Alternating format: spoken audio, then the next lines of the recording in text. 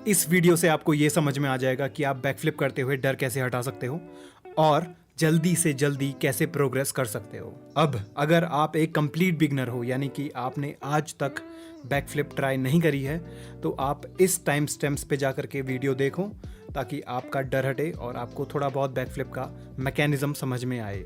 But अगर आपने काफ़ी बार बैकफ्लिप ट्राई करने की कोशिश करी है और काफ़ी अटेम्प्ट्स लेने के बाद भी बैकफ्लिप नहीं हो पा रही है, तो आप इस टाइम स्टैम्प्स पे जाकर के वीडियो को देखो ताकि आपको टेक्निक और अच्छे से समझ में आ जाए। बैकफ्लिप सीखने में सबसे डिफिकल्ट पार्ट है अपने डर को हटाना, और डर हटाने के लिए जो सबसे इफेक्टिव टेक्निक है वो है एक्सपोजर थेरेपी। एक्सपोजर थेरेपी दो वर्ड का कॉम्बिनेशन है। एक्सपोजर यानी कि आप खुद को थोड़ा बहुत एक्सपोज कर रहे हो उस सिचुएशन में, बट बेबी स्टेप्स के साथ, and therapy is therapy.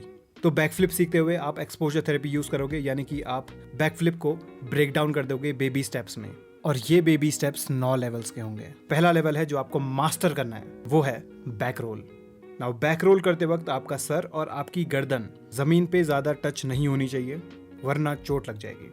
Remember, वो बैक रोल है, नेक या हेड रोल नहीं है। इस लेवल को मास्टर करने के बाद आप दूसरे लेवल पे चले जाओगे, back roll over an object. लेकिन इसमें आपके हाथ और आपके शोल्डर्स बहुत ज़्यादा एंगेज होंगे, तो मेक श्योर कि लेवल 2 ट्राई करने से पहले आप थोड़ा सा रिस्ट को वार्म अप कर लो। और लेवल 2 क्लियर करने के बाद आप लेवल 3 पे आ जाओगे, that is back role from a platform. इसके लिए आप सोफा यूज़ कर सकते हो, बेड यूज़ कर सकते हो, मैकेनिज्म वही है, आपको पीछे रोल करना है। और जितना ज़्यादा आप ये बैक रोल प्रैक्टिस कर रहे हो अलग अलग सिचुएशन में, उतना ज़्यादा आपका डर हटते जाएगा बैकफ्लिप करने के लिए। और लेवल 4 से हम काम करेंगे अपनी बैक फ्लेक्सिबिलिटी के ऊपर। बैकफ्लिप कर रहे हो और बैक में फ्लेक्सिबिलिटी नहीं है तो चोट ईजिली आ जाएगी अगर फेल अटेम्प्ट्स हुए तो आप लेवल 4 पे करोगे body bridge on the wall, baby steps, remember baby steps. और इस तरह से आप अपनी फ्लेक्सिबिलिटी के ऊपर धीरे धीरे काम करना शुरू कर सकते हो। लेवल 5 है body bridge on a lower surface. अब ये सरफेस कुछ भी हो सकता है, सोफा हो सकता है, बेंच हो सकता है, बट मेक श्योर कि वो स्टेबल हो, और आपको उसमें अब बॉडी ब्रिज ट्राई करना है। आपका एम है सरफेस की हाइट को कम करते हुए नीचे फ्लोर पे बॉडी ब्रिज करना, और यही लेवल 6 है, body bridge on the floor. अगर आप body bridge on the floor कर सकते हो तो मैं समझता हूँ कि आपकी फ्लेक्सिबिलिटी बहुत अच्छी है और आपको बैक फ्लिप करने में अब डर कम लगेगा। अब यहाँ से लेवल 7 है मोकाको।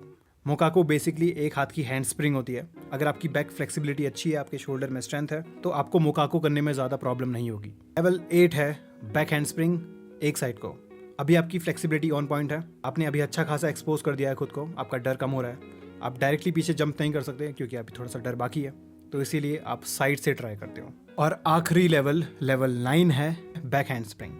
देखो मेरी हैंड स्प्रिंग उतनी क्लीन नहीं है, बट पीछे कूदने में मुझे डर नहीं लगता, और वही आपका एम होना चाहिए, आपको पीछे कूदने में डर नहीं लगना चाहिए। तो आपका आज का टास्क है कि आपको फिगर आउट करना है आप कौन से एक्सपोजर थेरेपी के लेवल पे हो, और उस लेवल को अच्छी से प्रैक्टिस करना है ताकि आप अगले लेवल पे चले जाओ।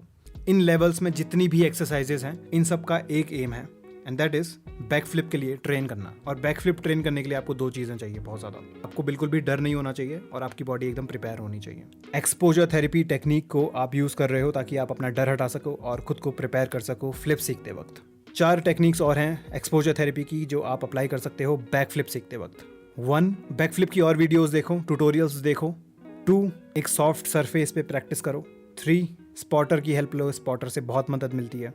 एंड 4th, अपनी फिजिकल कंडीशन पॉइंट में रखो, यानी कि फ्लेक्सिबिलिटी के ऊपर काम करो, एक्सप्लोजिवनेस के ऊपर काम करो, मोबिलिटी के ऊपर काम करो। ये सब एक्सपोजर थेरेपी के पार्ट्स हैं जिससे आपको मदद मिलेगी आपकी बॉडी को प्रिपेयर करने के लिए, और आपको कॉन्फिडेंस आते जाएगा। ओके, आई अज्यूम कि आप बैक हैंड स्प्रिंग कर सकते हो, प्रॉपर नहीं, क्लीन नहीं, बट आपको पीछे कूदने में डर नहीं लगता। Now it's time to break down the backflip. देखो बैकफ्लिप को अगर आप ब्रेक डाउन करोगे तो उसके 3 पार्ट्स निकलेंगे। पहला पार्ट होगा द सेटअप, दूसरा पार्ट होगा टेक ऑफ, और तीसरा पार्ट होगा लैंडिंग। हर पार्ट के बहुत सारे पॉइंटर्स हैं जो मैं आपके साथ अभी शेयर करता हूं, और उन पॉइंटर्स को आप बैकफ्लिप करते हुए माइंड में रखना।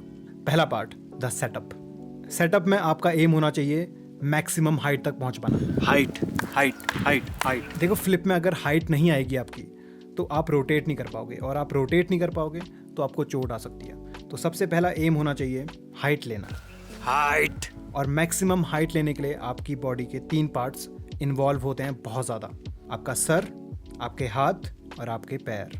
सबसे पहले अपने सर पे फोकस करो, ओके। आपको लेफ्ट नहीं देखना है, आपको राइट नहीं देखना है, ना आपको नीचे देखना है, ना आपको ऊपर देखना है, आपको सीधा देखना है एकदम। अपने हाथ आगे कर लेना, हाथों को देखना।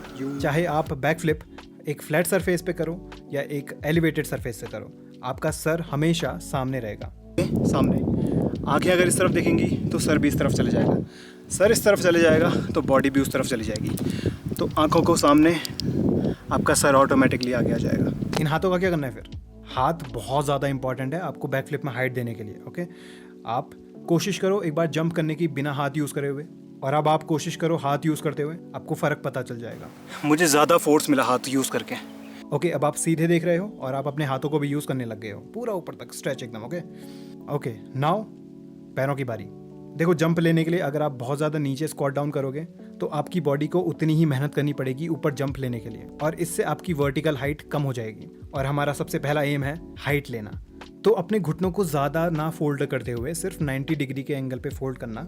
सिर्फ इतना करने के बाद अगर आप अपने हाथों को अच्छे से यूज़ करते हो ऊपर फेंकने के लिए, तो आपको एक इनफ हाइट मिल जाएगी बैक फ्लिप करने के लिए। तो रिमेंबर, आपको पैर ज़्यादा फोल्ड नहीं करने हैं, सिर्फ 90 डिग्री में काम चल जाएगा।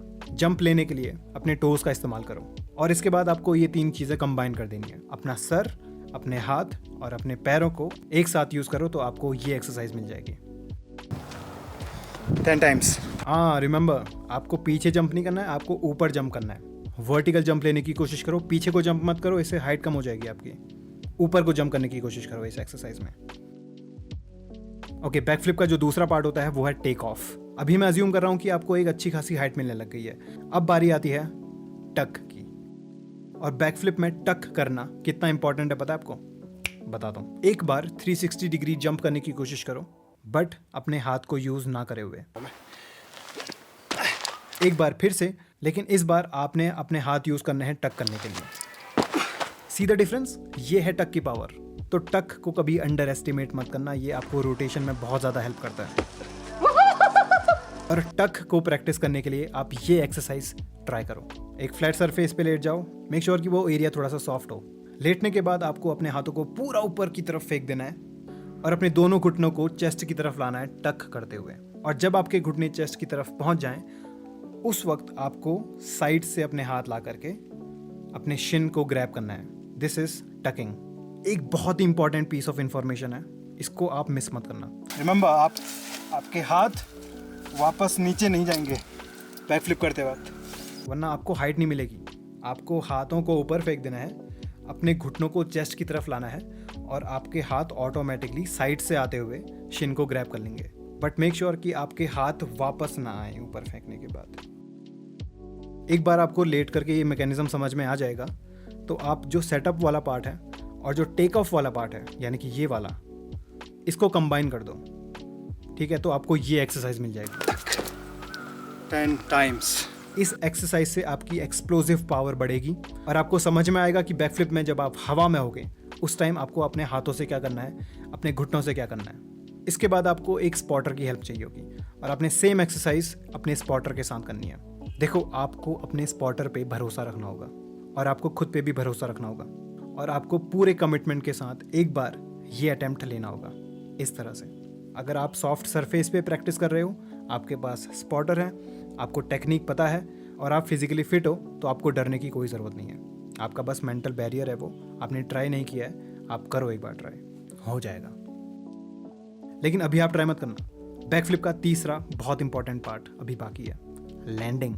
देखो, लैंडिंग करते वक्त आपको फोकस करना है कि आप अपने पंजों पे लैंड करो। पंजों पे लैंड करने से आपके घुटने की हेल्थ अच्छी रहेगी, आपका बैलेंस अच्छा रहेगा, बॉडी में स्टेबिलिटी बनी रहेगी। और अगर आप एक अच्छी लैंडिंग करना चाहते हो तो आपको स्पॉट करना पड़ेगा। और स्पॉटिंग का एक रूल है मैडम, अपनी आंखें हमेशा हमेशा हमेशा खोले रखना। आपको कितना भी डर लगे, आपको अपनी आंखें खोली रखनी है बस। अगर आपकी आंखें बंद हो गई तो आपको पता नहीं चलेगा कि आप कहाँ जा रहे हो, ओके? डैमेज हो सकता है। अपनी आंखें हमेशा खुली रखना, इस चीज़ से आपकी फ्लिप में अच्छा कंट्रोल आएगा। और ये थे बैक फ्लिप के 3 पार्ट्स। सेटअप, आपको मैक्सिमम हाइट लेनी है। टेक ऑफ, आपको टक करना है। और तीसरा, लैंडिंग, अपनी आंखें हमेशा खुली रखना। अगर आपको टेक्निक पता है तो आप बैक फ्लिप कभी भी कर सकते हो। मैंने अपनी ज़िंदगी की पहली बैक फ्लिप फुटबॉल ग्राउंड पे मारी थी, फुटबॉल खेलने के बाद। तो हो सकता है कि आप अपनी ज़िंदगी की पहली बैक फ्लिप तब करो जब आप हाईली एनर्जेटिक हो और आपको चेयर करने वाले बहुत लोग हो, बस आपको टेक्निक याद में रखनी है, हाइट टक लैंड, और पूरे कमिटमेंट के साथ जाना। ओके, कमिटमेंट के साथ पूरा, हाफ हार्टेड बिल्कुल नहीं करना। ओके, हाफ हार्टेड बिल्कुल भी नहीं, कमिटमेंट के साथ। Arms, leg, head, eyes working together, focus, commitment, focus, commitment. Okay, remember, practice करते रहना। 1 2 3, 1 2 3, जंप टक, back flip, boom. I know कि बैक फ्लिप बहुत ही स्कैरी मूव है और इसीलिए हमको स्मार्ट रहना पड़ेगा अपनी प्रैक्टिस के साथ। तो always warm up before practicing, और प्रैक्टिस करने के बाद हमेशा हमेशा कूल डाउन करना, ताकि आप अपनी फ्लेक्सिबिलिटी मेंटेन रख सको। आपको हफ्ते में 3 दिन प्रैक्टिस करना है, एक दिन छोड़ते हुए, ताकि आपको सफिशिएंट रेस्ट मिल जाए और आपकी बॉडी अगले सेशन के लिए तैयार रहे। तो एग्जाम्पल, मंडे, वेडनेसडे, फ्राइडे को ट्रेन करें। Through out the practice keep drinking water, hydration. Okay, again hydration, hydration. Energy बनी रहेगी, थकान नहीं होगी और माइंड कॉन्सेंट्रेटेड रहेगा। And that's all I have for this video. अगर आपको वैल्यूएबल लगती है video, please let me know in the comment section. And practice like a devil and play like an angel. Thank you.